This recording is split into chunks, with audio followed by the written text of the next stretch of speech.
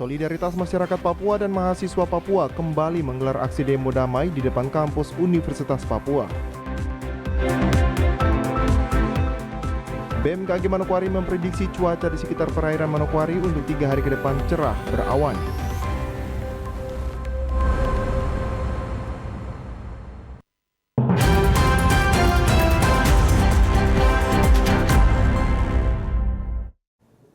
Selamat petang saudara, berita Papua Barat hari ini kembali hadir menjumpai Anda edisi Jumat 29 Juli 2022.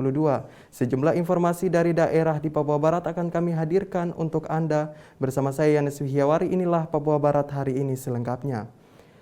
Saudara, solidaritas masyarakat Papua dan mahasiswa kembali menggelar aksi demo damai di depan kampus Universitas Papua dan masih dengan agenda yang sama, yakni menolak otonomi khusus jilid 2 dan pemekaran daerah otonomi baru. Jumat 29 Juli 2022, Solidaritas Masyarakat Papua bersama mahasiswa Papua kembali menggelar demo damai di depan kampus Universitas Papua. Dalam aksinya, pendemo membentangkan spanduk bertuliskan cabut otonomi khusus jilid 2 dan tolak pembentukan daerah otonomi baru. Demo yang dilaksanakan sejak pagi hari berjalan aman dikawal anggota kepolisian Polres Manokwari dan juga Brimopolda Papua Barat. Hingga pukul 13:15 masa pendemo akhirnya membubarkan diri dengan aman. Aktivitas dan arus lalu lintas di sekitar kampus juga terlihat aman dan lancar ketika para mahasiswa melakukan aksi demo. Jimmy Tabiso, TVRI Papua Barat melaporkan. Kepala Kejaksaan Tinggi Papua Barat Junimam Hutagaol menyatakan bahwa Kejaksaan melalui amanat peraturan perundang-undangan yang berlaku saat ini akan berupaya semaksimal menegakkan hukum guna memenuhi rasa keadilan rakyat kecil. Pernyataan ini disampaikan Kajati saat memberikan sambutan pada acara peresmian Rumah Keadilan Restoratif Justice Bumi Sisar Matiti di Teluk Bintuni di Kampung Korano Jaya, Distrik Manimeri pada Senin 25 Juli lalu. Kejati menegaskan komitmen kejaksaan ini dilatar belakangi kekecewaan publik, khususnya rakyat atas penegakan hukum yang dinilai lebih tajam kepada kalangan rakyat kecil, namun tumpul kepada kaum elit. Merespon hal tersebut, Kejati menerangkan, negara kemudian menerbitkan Peraturan Kejaksaan Nomor 15 Tahun 2020 tentang penghentian penuntutan berdasarkan restoratif justice. Peraturan jaksa agung ini diharapkan dapat menjadi momentum yang mengubah wajah penegakan hukum di Indonesia, di mana tidak ada lagi kasus seperti Nenek Minah atau Kakek Samirin yang sampai ke meja hijau. Tidak akan ada lagi penegakan hukum yang hanya melihat kepastian hukumnya saja, dan tidak akan ada lagi hukum yang hanya tajam ke bawah, tumpul ke atas. Malah kita berupaya membalikkan sekarang, tajam ke atas, tumpul ke bawah. Dengan dasar konstitusi ini, maka setiap orang termasuk para jaksa berhak untuk menggunakan hati nuraninya, di mana hati nurani tersebut bukanlah tujuan hukum, melainkan instrumen katalisator untuk merangkul, menyatukan, dan mewujudkan ketiga tujuan hukum tersebut di atas sekaligus. Ketika kemanfaatan hukum dan kepastian hukum yang dilandasi dengan hati nurani telah tercapai secara bersamaan, maka keadilan hukum akan terwujud secara paripurna. Kejati menambahkan pihaknya dalam hal ini para jaksa di lingkup Kejari Papua Barat telah diinstruksikan agar mengedepankan hati nurani dalam setiap penanganan perkara pidana. Pasalnya, Kejati menjelaskan penegakan hukum berdasarkan restoratif justice telah memberikan wewenang kepada jaksa agar dapat melakukan upaya penegakan hukum yang mengedepankan hati nurani. Dari Teluk Bintuni, Valentino Wanma, TVRI Papua Barat melaporkan. Salah paham antara oknum TNI dan Polri di Kabupaten Fakfak yang terjadi pada Kamis 28 Juli 2022 telah diselesaikan secara damai oleh Polres Fakfak dan Korem 182 Jazira Onim Fakfak. Hal ini disampaikan Kapendam 18 Kaswari, Letkol Infantri Batara Alex Bulo saat jumpa pers di Makodam Arfai Kamis 28 Juli 2022. Kesalahpahaman yang berujung perkelahian berawal dari oknum anggota TNI Serda Gilbert yang mendatangi Barak Bujang Polwan yang berada di lingkungan Polres Fakfak untuk meminjam motor milik Bribda Eti untuk dipakai menuju dermaga. Setelah dipakai, motor dibawa kembali ke Barak Polwan. Setelah itu ada perbincangan antara Serda Gilbert bersama Bribda Eti. Kemudian Bribda Eti mengantarkan pulang Serda Gilbert. Namun dalam perjalanan mereka bertemu dengan Bribda Billy. Tanpa ada percakapan, Bribda Billy memukul Serda Gilbert dari belakang. Saat pemukulan, Bribda Billy tidak mengetahui kalau Serda Gilbert seorang anggota TNI. Karena dipukul, Serda Gilbert kemudian menelpon temannya menyampaikan bahwa dirinya dipukul. Tidak berselang lama, sejumlah temannya bergerak menggunakan kendaraan dinas untuk membuat laporan polisi. Namun niat untuk membuat laporan tidak dilakukan. Tetapi dalam perjalanan mencari Serda Gilbert, mereka bertemu 3 orang anggota polisi, sehingga ketiganya lalu dibawa ke Makorem. Kapenda mengatakan dari kejadian tersebut, kedua pimpinan TNI dan Polri di Kabupaten Fakfak pada Kamis 28 Juli 2022 telah menggelar apel bersama dan menyelesaikan permasalahan tersebut secara kekeluargaan dan tidak dilanjutkan. Pemahaman ya bahwa kita selesaikan secara damai dan harus damai. Untuk itu Danrem menyampaikan besok kita akan datangi Mapolres atau kita undang Mapolres untuk kita buat acara bersama. Ya, makan bersama sambil kita di situ meyakinkan masing-masing bahwa permasalahan sudah selesai, dianggap selesai, dan itu sudah dilaksanakan hari ini tadi, ya sudah dilaksanakan. Untuk itu Kapenda menghimbau kepada seluruh anggota untuk tidak mengulangi permasalahan yang sama terkait cemburu buta. Tetapi anggota harus lebih cermat melihat situasi di sekitarnya sehingga tidak gegabah dan fatal seperti kemarin. Betul sekali. Intinya adalah soal asmara, ya. Dan himbauan saya adalah, ya, jangan pernah memainkan cemburu buta. Nah, itulah terjadi, oke? Jangan pernah cemburu buta. Jadi zaman kita kecil itu lagu-lagu itu jangan, gitu kan? Cemburu buta, nah itu jangan. Nah, kemudian himbauan lagi, ya, lain kali kita lebih cermat. Ya, kita lebih cermat melihat orang, ya, lebih cermat, kita pelajari dulu siapapun itu, apapun itu, ya. Ini namanya gegabah biasanya itu fatal. Nah, ini hampir fatal sebenarnya kalau bukan kecekatan kita dalam bertindak dan berpikir. Kalau kita tidak punya pengertian yang lebih, ya, pengertian yang dalam, ini bahaya, ya. Jadi, tapi begini, ya, terima kasih kepada masyarakat, kepada pers. Natalindo Kerewai, TVRI Papua Barat melaporkan. Menanggapi serapan anggaran pendapatan belanja daerah APBD Provinsi Papua Barat tahun 2022 masih sangat rendah, Kepala Perwakilan Kementerian Keuangan Papua Barat Bayu Andi Prasetyo mengatakan satu tantangan besar perlunya sinergi kesiapan semua pihak untuk koordinasi harus terus dilakukan. Kementerian Keuangan Republik Indonesia, Direktorat Jenderal Perbendaharaan Kantor Wilayah Papua Barat berkomitmen terus melakukan koordinasi terkait serapan dana APBD Provinsi Papua Barat masih sangat rendah di tahun 2022. Menurut Bayu, APBD Provinsi Papua Barat di 13 kabupaten dan 1 kota 1 provinsi sebesar 19 triliun.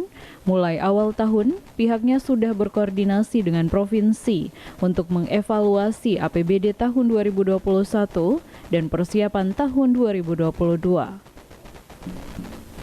Meskipun demikian, dana APBD cukup besar menjadi tantangan perlunya sinergi kesiapan semua pihak untuk berkoordinasi terus dilakukan baik secara surat menyurat maupun rapat bersama pemerintah daerah, termasuk melakukan MQU pendampingan. Serapan dana APBD ya. Kalau APBD total TKDD di Provinsi Papua Barat ya, kan ada 13 kabupaten kota dan 1 provinsi itu ada sekitar 19 triliun gitu ya. Dan kami ini dari awal tahun sudah koordinasi ya, kami dengan provinsi, dengan Pak Sekda melaporkan ya istilahnya evaluasi tahun 2021 dan persiapan tahun 2022 ini. Namun demikian ya memang dana ini cukup besar ya, cukup tantangan menjadi kita semuanya. Perlunya istilahnya sinergi kesiapan semua pihak. Untuk koordinasi terus dilakukan ya, baik secara surat menyurat maupun rapat ya, one-on-one meeting dengan para pemerintah daerah, termasuk kita juga istilahnya melakukan ya semacam MOU pendampingan edukasi kepada pemerintah daerah. Bayu menjelaskan, ada signal positif batas waktu tahap 1 untuk dana desa terkait BLT seluruh kabupaten kota di Papua Barat untuk memenuhi, sehingga dana desa dipastikan tidak ada dana desa yang hangus. Lebih lanjut kata Bayu, pertanggal 1 Juli 2022, untuk dak fisik pemerintah daerah kabupaten kota sudah menginput kontrak semua sub bidang agar secepat merealisasikan pekerjaan fisiknya. Agar tidak seperti tahun kemarin, sebagai evaluasi ada sekitar 16 miliar lebih yang hangus dan pihaknya tidak ingin kejadian itu terulang di tahun 2022. Batas waktu tahap 1 untuk dana desa ya terkait BLT itu seluruh ya kabupaten kota di Papua Barat sudah memenuhi ya, sehingga dana desa dipastikan tahun ini tidak ada desa yang hangus gitu ya. Kita kawal itu sampai dengan larut malam ya, sampai dengan batas waktunya. Dan bersyukur semua kabupaten kota sudah menginput kontrak gitu ya, semua sub bidang. Jadi tinggal nanti teman-teman di pemerintah daerah merealisasikan pekerjaan fisiknya. Tidak seperti tahun kemarin ya, ini kita sebagai evaluasi tahun kemarin ada sekitar 16 miliar lebih yang hangus tahun 2021, dan kita tidak ingin kejadian ini terulang kembali di tahun 2022. Sementara press conference bersama awak media di Sorong tentang realisasi kinerja pendapatan, belanja barang dan kekayaan negara di regional Provinsi Papua Barat. Dari data yang diperoleh perekonomian Papua Barat triliun pertama di tahun 2022 mengalami kontraksi sebesar -1,01%. Laju inflasi Papua Barat bulanan hingga bulan Juni 2022 relatif terkendali di angka 0,46%.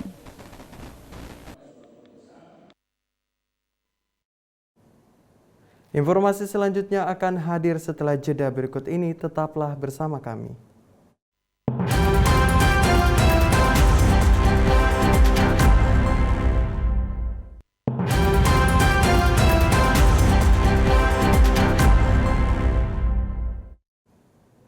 Terima kasih Anda masih bersama kami. Saudara, tempat wisata Pantai Kaironi, Distrik Sidei, Kabupaten Manokwari menjadi salah satu tempat wisata yang akan dipromosikan dalam program Pertukaran Pemuda.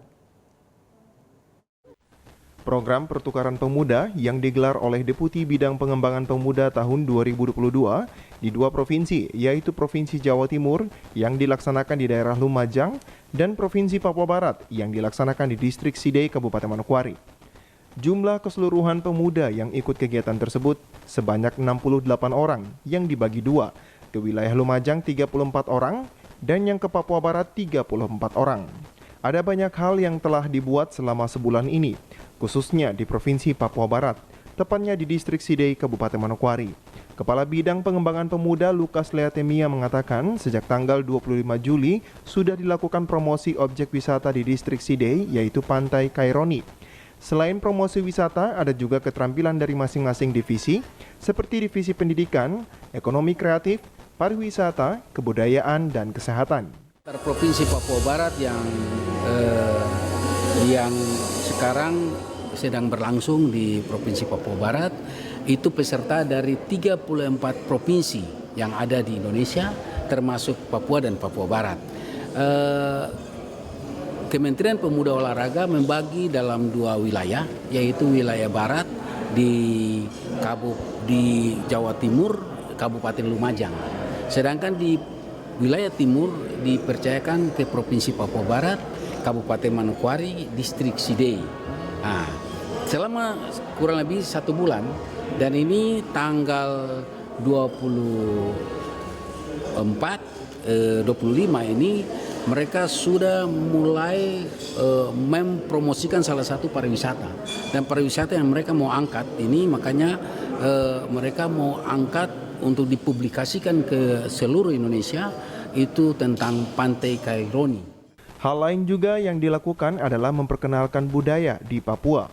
Dan hal ini kolaborasi dengan masyarakat setempat. Hingga tanggal 5 Agustus 2022, rombongan Kementerian Pemuda Olahraga ini akan mengunjungi Papua Barat untuk acara penutupan. Promosikan, mereka juga kolaborasi dengan pemuda setempat tentang budaya.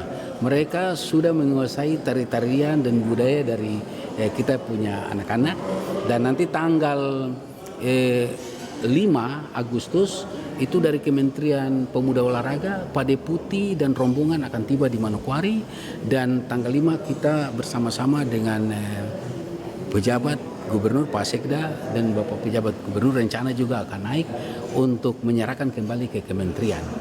Dan tanggal 5 itu akan penyerahan kembali, penutupan, tetapi juga mereka ada rekomendasi-rekomendasi, contoh perizinan tentang itu kemarin kami dari Balai POM, dari Dinas Kesehatan Provinsi dan Kabupaten tentang ketahanan pangan, ada sertifikat yang dikeluarkan sehingga kita punya mama-mama, kita punya pemuda yang punya wirausaha itu ada izin yang resmi. Itu kemarin juga bagian yang sudah dikeluarkan. Dari tanggal berapa Pak mereka?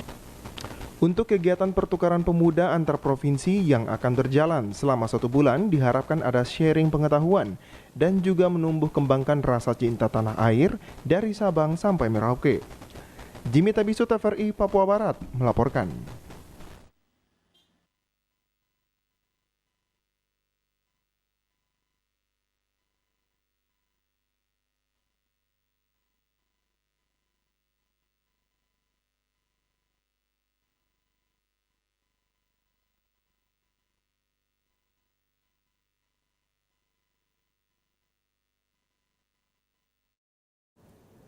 Badan Meteorologi, Klimatologi, dan Geofisika Manokwari memprediksi cuaca di sekitar perairan Manokwari 3 hari ke depan cerah berawan. Selain itu, BMKG menghimbau kepada para nelayan yang akan melaut untuk selalu berhati-hati.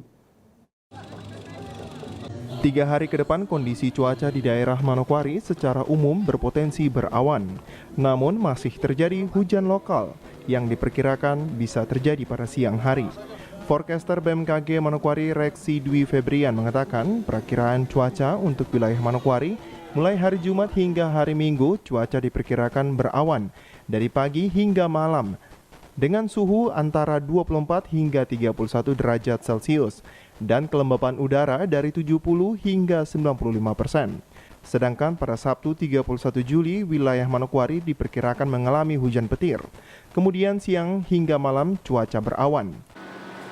Perakiraan cuaca di Kabupaten Manokwari di hari Jumat, Sabtu, dan Minggu tanggal 29 hingga 31 Juli 2022. Di hari Jumat diperkirakan Kabupaten Manokwari cuaca berawan, kelembapan dari siang hingga malam hari dengan suhu antara 24 hingga 31 derajat Celcius dan kelembapan udara dari 70 hingga 95%. Untuk di hari Sabtu tanggal 30 Juli, Kabupaten Manokwari diperkirakan pada pagi hari mengalami hujan petir, kemudian di siang hingga malam hari cuaca berawan.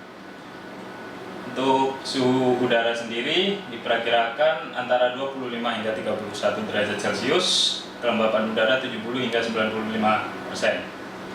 Untuk di hari Minggu tanggal 31 Juli, Kabupaten Manokwari diperkirakan mengalami cuaca berawan di pagi hari dan cerah dari siang hingga malam dengan suhu antara 25 hingga 30 derajat Celcius dan kelembapan udara 80 hingga 95%. Reksi menambahkan selama 3 hari arah angin dominan dari timur hingga selatan dengan kecepatan bervariasi 3 hingga 15 knot. Untuk tinggi gelombang 0,5 hingga 1,25 meter. Reksi juga menghimbau kepada para nelayan yang hendak melaut untuk selalu berhati-hati dan selalu berkoordinasi kepada keluarga sebelum keluar melaut. Baik, untuk perakiraan cuaca wilayah pelayanan Kabupaten Manowari sendiri, prospek untuk 3 hari ke depan, yakni arah angin dominan antara timur hingga selatan dengan kecepatan variasi 3 hingga 15 knot. Untuk tinggi gelombang sendiri termasuk kategori rendah dengan ketinggian 0,5 hingga 1,25 meter, seperti itu. Dan untuk himbauan kepada masyarakat atau khususnya nelayan di Kabupaten Manowari untuk berhati-hati karena seperti yang telah dijelaskan tadi, angin bisa sampai mencapai kecepatan 23 knot, seperti itu. Cuaca berawan diperkirakan tidak hanya terjadi di wilayah Manokwari, namun juga akan meluas ke beberapa kabupaten yang ada di wilayah Provinsi Papua Barat. Natalindo Kerwai, TVRI Papua Barat melaporkan. Saudara, tuntas sudah perjumpaan kita dalam berita Papua Barat hari ini. Mewakili seluruh kerabat kerja yang bertugas, saya Nes Wihiawari pamit undur diri dari hadapan Anda. Terima kasih atas kebersamaan Anda dan sampai jumpa.